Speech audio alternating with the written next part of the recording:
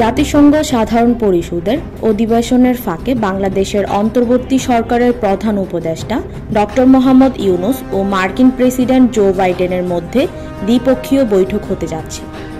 জাতিসংঘের অধিবেশন চলাকালে নিউ ইয়র্কে এর আগে কখনোই বাংলাদেশের সরকার প্রধানের সঙ্গে কোনো মার্কিন প্রেসিডেন্ট দ্বিপক্ষীয় বৈঠক করেননি।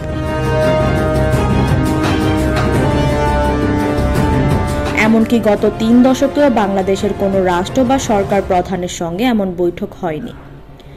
সবকিছু ঠিক থাকলে নিউ ইয়র্কের স্থানীয় সময় আগামীকাল মঙ্গলবার দুপুরে জাতিসংঘ সদর দপ্তরে এই বৈঠক অনুষ্ঠিত হবে বলে কূটনৈতিক সূত্রে জানা গেছে।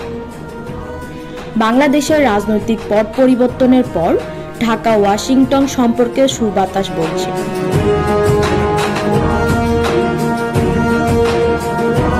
ছাত্র জনতার অভ্যুত্থানে শেখ হাসিনা সরকারের পতনের পর বাংলাদেশের সঙ্গে সম্পর্ক নতুন উচ্চতায় নিতে কাজ শুরু করেছে যুক্তরাষ্ট্র।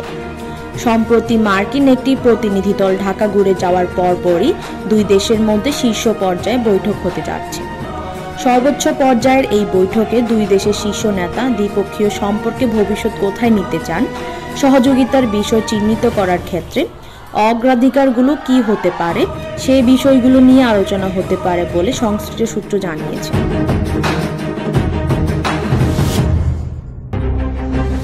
27 সেপ্টেম্বর প্রধান উপদেষ্টা জাতিসংঘ সাধারণ পরিষদের সাধারণ বৈঠক পর্বে বক্তব্য রাখবেন।